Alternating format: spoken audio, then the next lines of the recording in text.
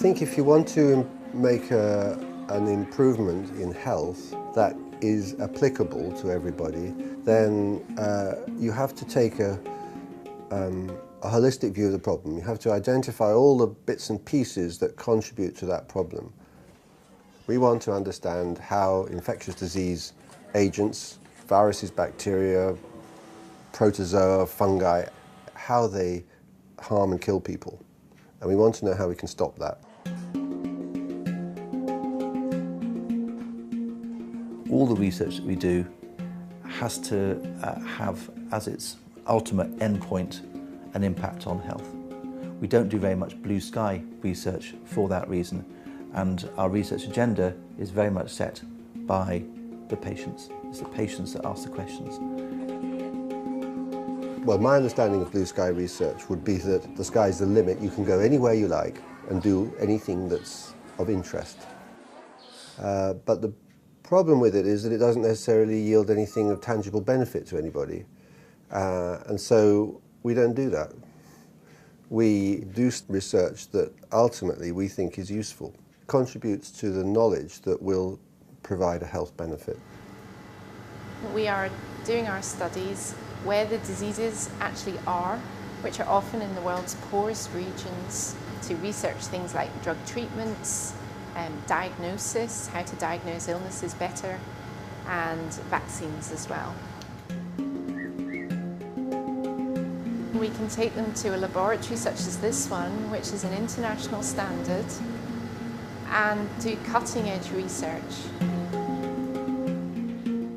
The combination of research and healthcare allows you to provide healthcare to the population, but at the same time ask questions that you can answer with your research and apply the results to your work.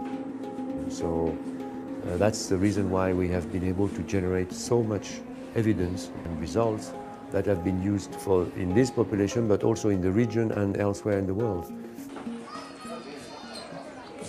About half of the MORU work is on malaria research, and the other half is on the bacterial infectious diseases such as typhus, leptospirosis, and melioidosis. Melioidosis kills a lot of people in Southeast Asia every year, but most people don't even know about this disease.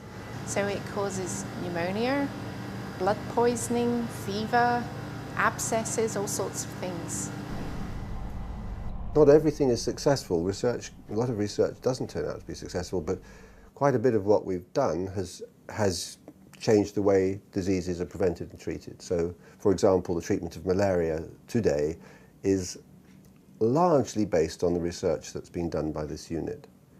And to me, I feel proud of that. There are many challenges working in tropical medicine research. The challenge that we have is to make sure that our research is internationally relevant.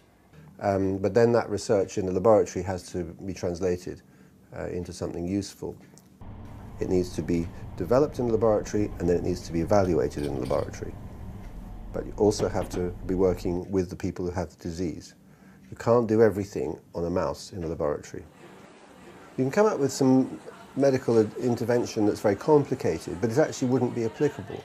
This is, I think, one of the reasons why it's so important for us to be here very close to the diseases, because we can see what's possible and what's not possible. Often people with the best intentions in a rich world laboratory develop some box of tricks or some intervention that theoretically is great, but actually can't be applied. So, I mean, that's not what we're about, really. We're trying to get things that work. It's the same intellectual challenge. You've just got to have your eye at the end of the day on making a difference.